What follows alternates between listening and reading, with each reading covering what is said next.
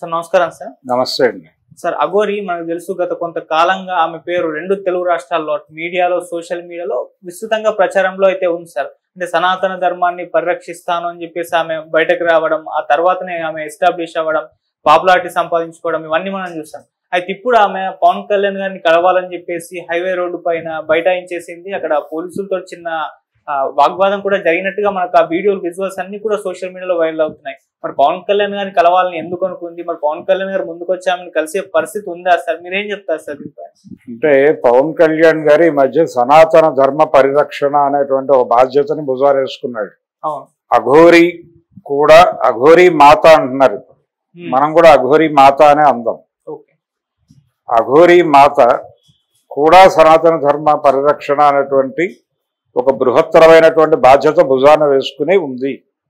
ఈ విషయాన్ని ఇప్పటికే ఇంకొక అఘోరా గారు, ఇంకొక పాపులర్ అఘోరా, రాజేంద్రనాథ్ జీను ఎవరో ఉజ్జయిని అఘోరా, ఆయన తెలుగులో ఇంటర్వ్యూలు ఇస్తున్నాడు ఈ మధ్య. వారు ఎన్హాన్స్ చేసి ఒక ఆమోద ముద్ర వేశారు. కాబట్టి వీటన్నిటి రీత్యా చూస్తే చాలా క్లియర్గా పవన్ కళ్యాణ్ని కలవాల్సిన అవసరం ఆవిడకి డెఫినెట్గా ఉండే ఛాన్స్ ఉంది. అలాగే పవన్ కళ్యాణ్ గారు కూడా ఆవిడని కలవడం మంచిదే. ఎందుకంటే వీరందరూ కలిసి సనాతన ధర్మాన్ని కాపాడుతారేమో చూద్దాం, ఒక గొడవ.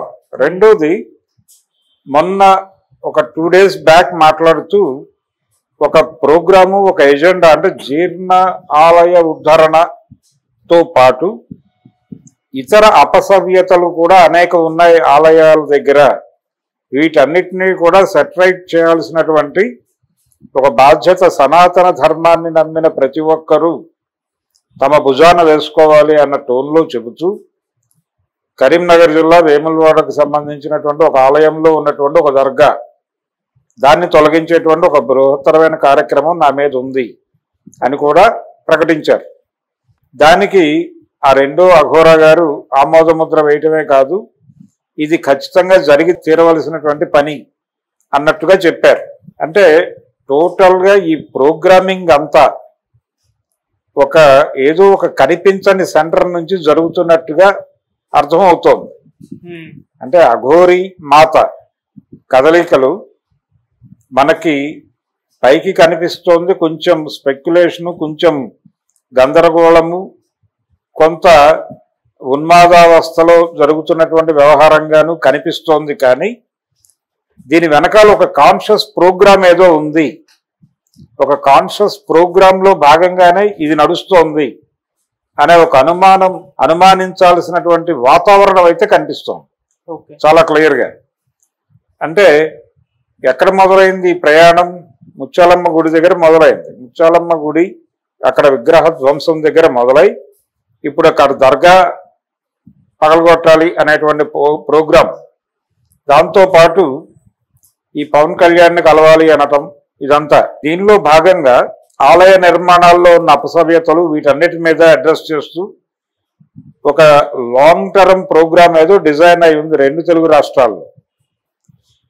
తెలుగు రాష్ట్రాల్లో ఒక వాతావరణం కల్పించడానికి ఒక ప్రయత్నం జరుగుతోంది అనేది మనకు తెలుసు. ఆ వాతావరణం ఏమిటి అంటే, ఈ మధ్య కాలంలో మనం తిరుమల తిరుపతి ఆలయానికి సంబంధించి ప్రసాదానికి సంబంధించిన ఒక వివాదం చూసాం. ఆ వివాదం సందర్భంగా కూడా వాళ్ళు అనుకున్నది అదే, ఏదో ఒక రూపంలో హిందూ మతం ప్రమాదంలో ఉంది, హిందూ మతం ఇబ్బందుల్లో ఉంది, ఇది వాంటెడ్గా జరుగుతోంది. దీన్ని ఏదో ఒక రూపంలో ప్రజల మనస్సుల్లో లైవ్గా ఉంచడానికి ఒక ప్రయత్నం జరుగుతోంది. ఆ ప్రయత్నం వెనకాల రాజకీయ ప్రయోజనాలు ఉన్నాయి. ఈ రాజకీయ ప్రయోజనాల మేరకు ఈ ప్రోగ్రాం నడుస్తున్నట్టుగా అనిపిస్తోంది. ఈ అఘోరి మాత ప్రయాణం అంటే ఆవిడకి వెసులుబాటు కల్పిస్తున్నారు, మాట్లాడటానికి వెసులుబాటు దొరుకుతోంది. ఆవిడ ధర్నాలు చేస్తోంది, రాస్తారోకోలు చేస్తుంది, ఆందోళనలు చేస్తుంది, వెళ్ళి ఘర్షణ పడుతుంది అధికారులతో, ఇవన్నీ జరుగుతున్నాయి. కానీ ప్రతి చోట ఒక వెసులుబాటు దొరుకుతోంది, ఒక వెసులుబాటు కనిపించని ఒక వెసులుబాటు నడుస్తోంది. అంటే ఒక ప్రచారం నడుస్తోంది ఆ చుట్టూ.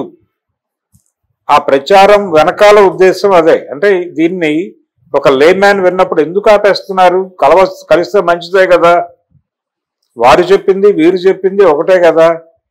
హిందూ మతోద్ధరణ కార్యక్రమమే వారు మాట్లాడారు. సనాతన ధర్మోద్ధరణే తన లక్ష్యంగా ఆయన ప్రకటించాడు. సనాతన ధర్మానికి ఇబ్బంది జరుగుతోందని కదా అఘోరీ మాత తిరుగుతోంది.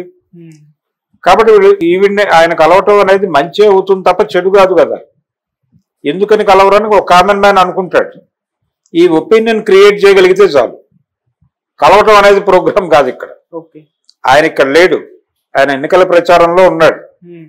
ఆల్రెడీ ఒక ప్రోగ్రామ్ డిజైన్ అయింది, ఆ డిజైన్ లో ఉన్నాడు. ఆయన వెళ్ళాడా లేదా అనేది మనకు అధికారిక సమాచారం కాదు, కానీ ఒక ప్రచార కార్యక్రమం ఆయన భుజాల మీద ఉంది, ఆ ప్రోగ్రాంలో ఉన్నాడు ఆయన. సో అది తెలుసు, తెలియకుండా కాదు. కానీ ఒక హడావిడి ఒక జరగాలి, అక్కడ ఒక సంఘటన జరగాలి. ఆ సంఘటన మీద 10 మంది మాట్లాడుకోవాలి. ఇది ప్రయోజనం. ఈ ప్రయోజనం లక్ష్యంగా అఘోరీ మాత కార్యక్రమాలు నడుస్తున్నాయి 2 తెలుగు రాష్ట్రాల్లో కూడా. ఆవిడని ఎక్కడా ఇబ్బంది పెట్టడం లేదు. ఆవిడ ఆత్మార్పణ చేసుకుంటారంటే అరెస్ట్ చేశారు, తీసుకెళ్లి మహారాష్ట్రలో వదిలారు. మహారాష్ట్ర నుంచి ఆవిడ ఏపీకి చేరారు. ఇది మొత్తం ఏదో కాకతాళీయంగా జరుగుతున్న సంఘటనలుగా మనకి కనిపిస్తున్నాయి, కానీ వీటన్నిటి వెనకాల ఒక సూత్రము ఖచ్చితంగా ఉండే అవకాశం అయితే బలంగా ఉంది. ఆ సూత్రం డిజైనర్ నిర్ణయాల మేరకే ఈ కార్యక్రమాలన్నీ జరుగుతున్నాయి. అది ఎవరై ఉండొచ్చు? నేను ఇందాకే స్పష్టంగా చెప్పా, ఎవరికి దీని వలన రాజకీయ ప్రయోజనం లబ్ధి చేకూరుతుందో వారే.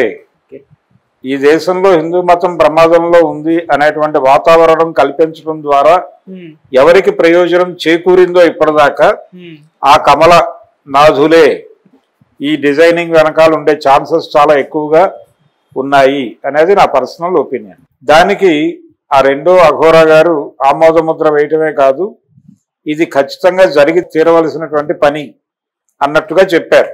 అంటే టోటల్గా ఈ ప్రోగ్రామింగ్ అంతా ఒక ఏదో ఒక కనిపించని సెంటర్ నుంచి జరుగుతున్నట్టుగా అర్థం అవుతోంది.